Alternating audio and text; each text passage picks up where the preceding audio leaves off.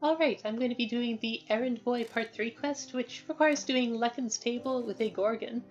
That doesn't sound too complicated, but this is supposedly one of the hardest quests in the game. The Avatar put it in his top 3 hardest quests, along with Gilded Goat Part 6 and Heretic Gold Challenge. I didn't find it that bad compared to things like Fee Fi Fo Fum Part 2, but I had some failed attempts at it. It's definitely not a trivial challenge, and eventually what I decided was IMAWAL is just so good here, I may as well scum for it, because IMAWAL is just amazing. So I did a little bit of that. I use Codex here. I don't know if that's why I had more or less trouble with this dungeon than other folks did. I wouldn't have thought Codex would be particularly well matched with this dungeon. The gimmick of the dungeon is that all the enemies, when killed, resurrect as goats. You have to kill a second time before you get any XP. And the goats don't have any nasty abilities, so essentially we're not dodging any extra nasty abilities with Codex, we're just dealing with, what do you call it? Enemies having extra large health bars, and enemies with extra large health bars is usually Avatar's Codex's weakness. So I'm a little surprised it performed so well here, but I think part of it might be Gorgon just secretly works quite nicely with Avatar's Codex. There's no obvious synergies like mana bonuses, but Death Gaze along with Burning Stack pops can very often save you a fireball, and Gorgon doesn't care about her negative attack bonus when you're using Codex.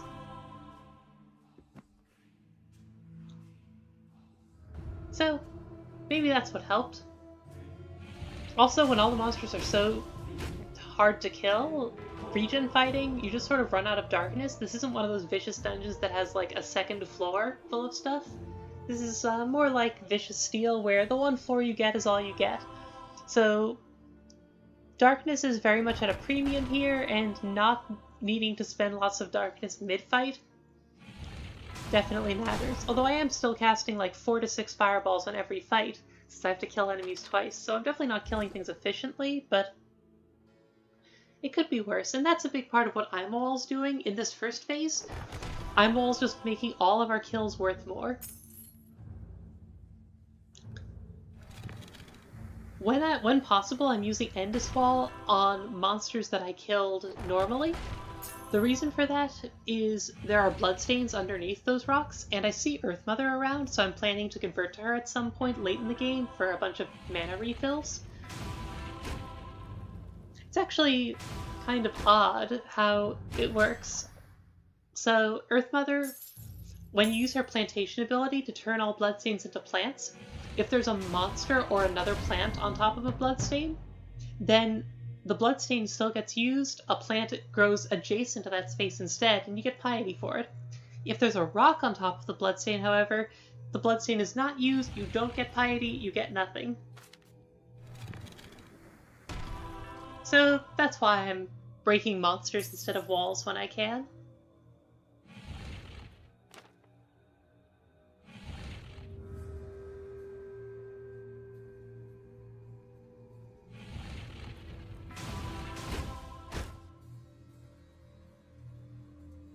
There's no sound for killing an enemy when Death Gaze kills it.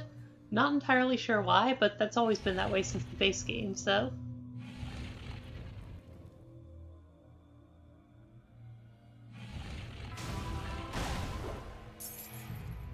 That sub-dungeon with the level 5 Djinn might not look too nice, but the one advantage of it is that monsters in sub-dungeons are not affected by the everyone resurrects rule of this place, which means that that's actually just a level 5 Djinn, not a level 5 Djinn with a level 5 spooky goat hiding behind him.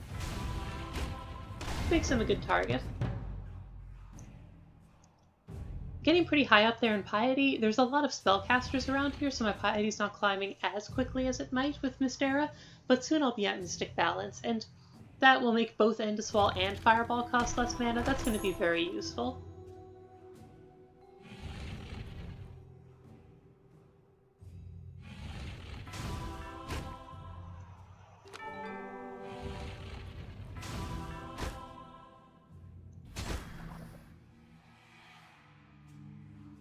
I was able to kill that Jinn safely there despite being at 3 piety because reviving enemies gods don't really care if you kill an enemy that's going to revive anyhow.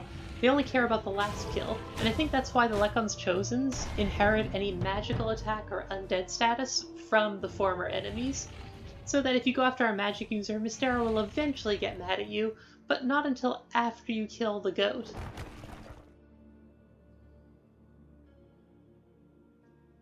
Blue bead, normally a nice item, not quite what I'm looking for here. We're using IMAWAL and fights take a long time, so we're not getting that many enemy kills. The secret sub-dungeon we found there was Good Glenrick, the free level 6 kill. Level 5 is not quite the best time to find Good Glenrick. You'd much prefer to find him at level 1, maybe level 2. But it's better than not finding him at all, and honestly I'll take a level 6 kill that I don't have to work for, when all the other enemies resurrect as goats, so actually getting XP out of them is like pulling teeth.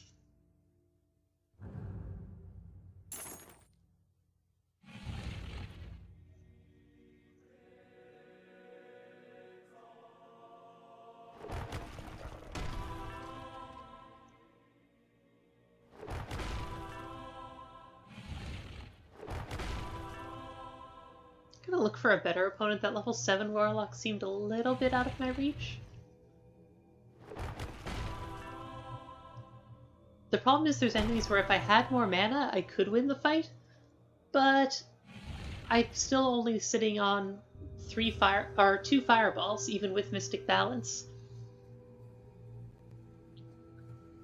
And that's after buying some max mana from Mystera as well, so I'm really just not finding mana boosters lying around the dungeon. And there should be some.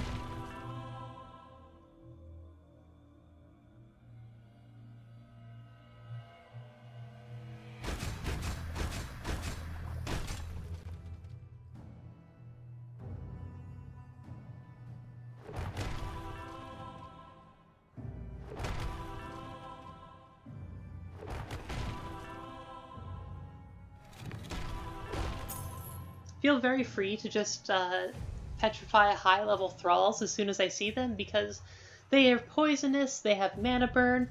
I can't even do the usual thing where you like kill the poisonous enemy right before leveling up, because when you kill the thrall, there's still the goat fight afterward. And I'm not going to be able to get HP back for the goat fight if I'm poisoned, so thralls, just absolutely terrible opponents. Very happy to petrify them. And now I'm going to pick up the Pendant of Mana. That'll get me up to 15, which lets me cast 3 fireballs in one fight. That is going to make a lot of opponents like this Jinn much more achievable. They're still expensive to kill. I'm still spending 3 fireballs in each phase, 6 fireballs total. But that's better than not being able to kill them at all, so I'll take it.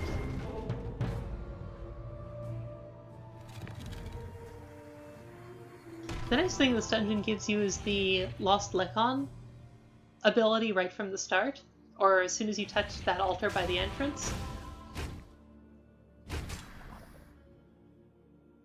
Rather than cast a 3rd fireball there, I was able to pop the Burning Stack, which got that monster low enough that Death Gaze would work.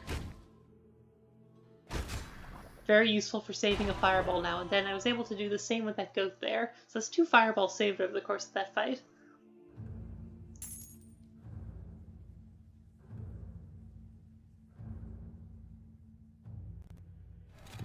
Something else nice about Death Gaze is it's based on your base attack, not your attack bonus. It always acts as if you've got a 100% attack bonus. What that means is that Mystera's Flames, which gives you a huge negative attack bonus, doesn't make your Death Gazes any worse.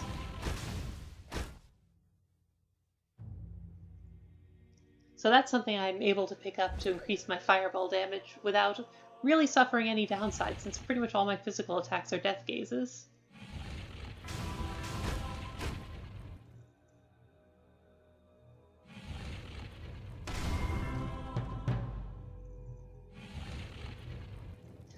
Alright, level 7, getting close to the point where we can maybe take on the sacrifice. once we kill the sacrifice, all of the monsters in the dungeon will turn into goats directly, so we can basically skip the first phase of those fights. And a bunch of level 10 goats will appear, which are very good XP targets. So we would like to kill the sacrifice when we can to start helping us level up that way, but we might need level 8 to do that. And I'm getting a little concerned about darkness remaining, because we need quite a bit of darkness for the boss fight.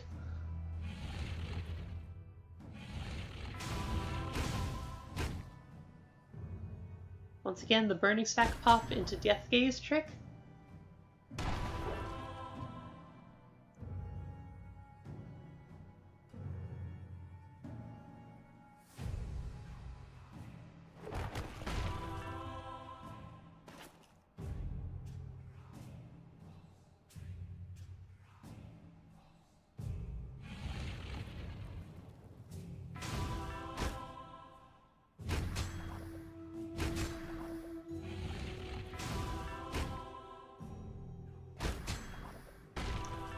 I'm killing weak opponents, A, because I'm going to have to kill them sooner or later, due to the way the boss works, and B, because I want to get close to a level up so I can use the level 7 to level 8 level up to help me kill the sacrifice.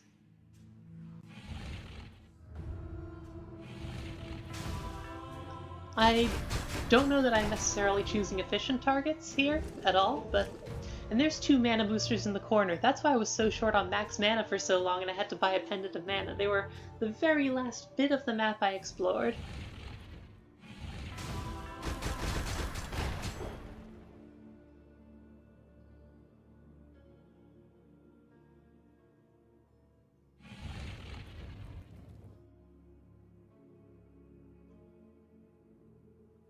I only got mana for 2 fireballs because I only have health to survive 2 retaliates from the sacrifice. I'm trying to think about my plan of attack here.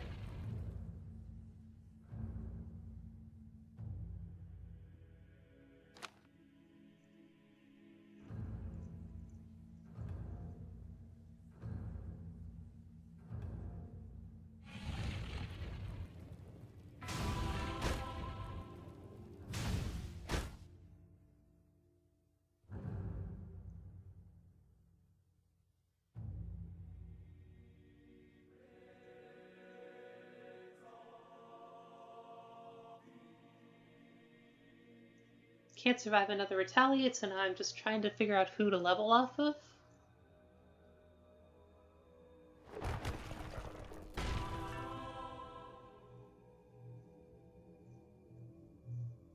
I couldn't use that mana in combat, so getting it might have been a waste. Instead, I spent it to open up some darkness for the next level. But I don't think it's entirely a waste. I needed to get 3 mana over what I really wanted in order to be able to have the health for the first 2 fireballs. So there wasn't much wasted efficiency there. I think that was actually fine. I wanted access to that darkness sooner or later.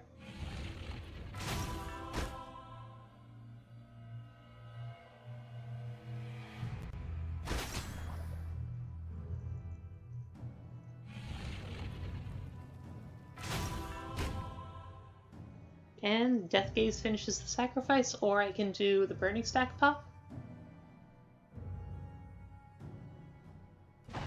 Doesn't really matter which.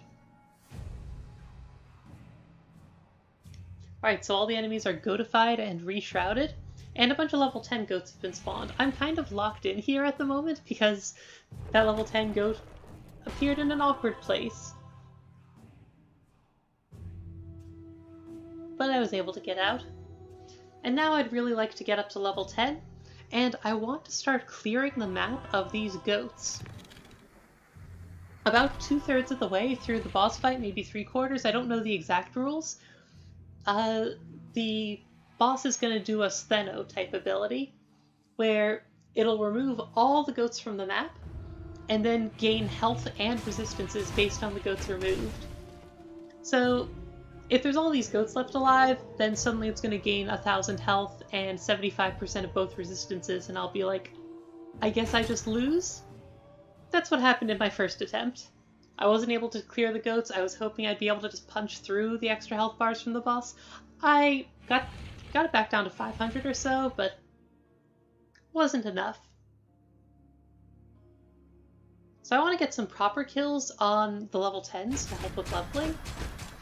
But I also just want these stupid goats to stop existing.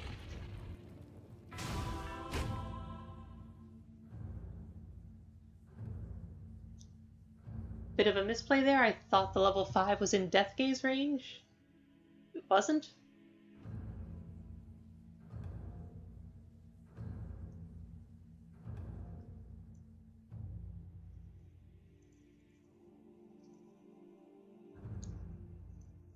Best solution might be to just kill a level 1 or a level 2. I've got tons of damage reduction for my plate mail, so I can do that safely.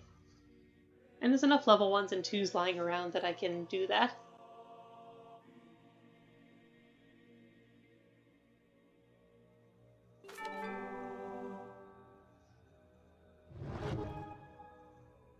Converting Lemmy might seem like a misplay because of all the darkness that's in the walls, but I took Mystic Balance, so I'm actually losing mana on each Lemmy cast, not gaining mana.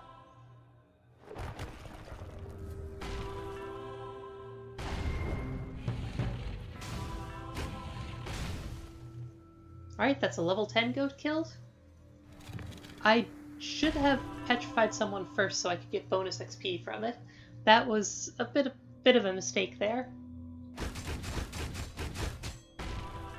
But this is where IMAWAL really shines. There's tons of goats around, and even if I can kill all the level 10s in 3 fireballs, I don't really care about killing them properly, I just want them gone.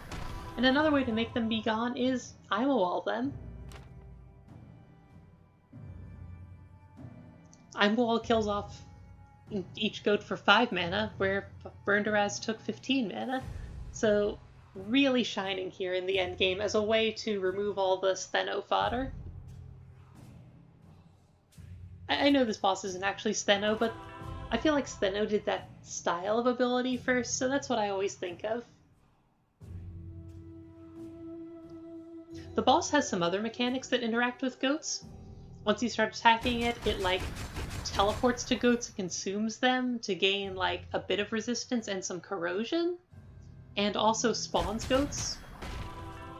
But that's fairly minor. I can deal with a little bit of resistance, and if it's consuming goats and spawning goats at the same time, then like that's sort of going to balance out in terms of how much Stheno fodder is available. I can deal with those early jumps. It's really just the Stheno turn that worries me.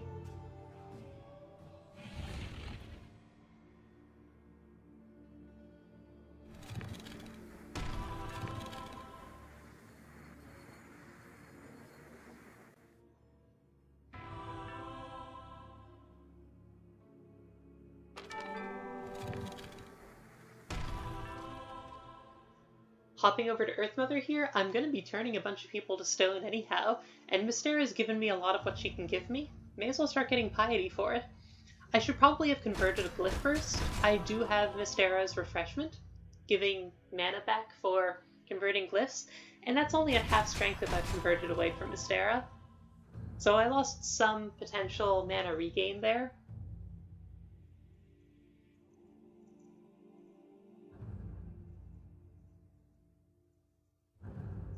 Blue bead I should probably have picked up earlier. It wasn't useful in the early phases of the game, but now that we're in this phase, we've punched a lot of little level 1 and 2 goats to death, and are going to continue to do so right now, so that would be worth some value.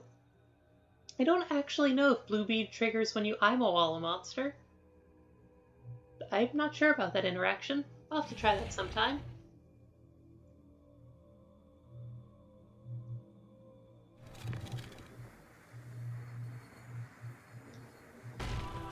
I could start the boss fight now and do a mid-fight level up, but I really want to weaken the Stheno turn first, so I'm going to be leveling up before I actually start the boss fight proper.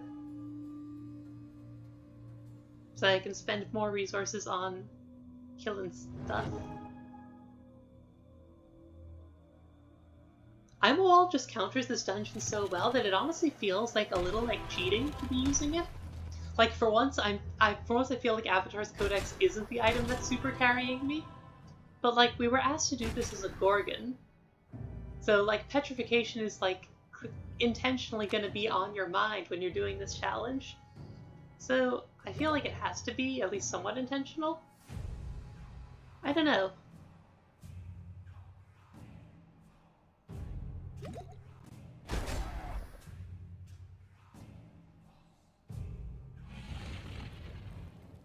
Alright, got good can of Wupaz value. I think at like 1/4 health loss is when it starts teleporting around, so that sort of starts that phase of the combat immediately.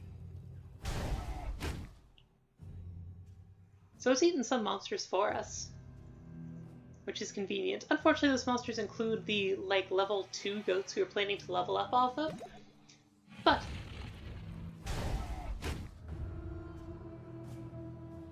that's quite alright, because we have Earth Mother here, and we have IMAWAL.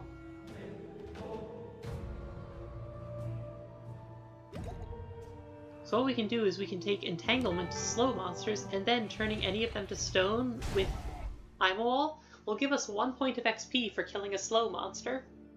And that's a level up. Yeah, and there jumped back to kill the monster that had just spawned on the previous jump. So it's really treading water in terms of number of goats around. There will only ever be 4. All it's doing is sort of cycling out old ones and replacing them with new ones. Alright, it did the Steno thing. Didn't gain that much resistance. It got up to 30%-ish between the Steno move and the jumps earlier. Did it gain attack power from that as well? I feel like I'm taking more damage than before. I really don't know this boss's mechanics that well. But it is done. And I still have tons of piety left, so tons of mana refills available from Earth Mother. Just didn't end up needing them. So,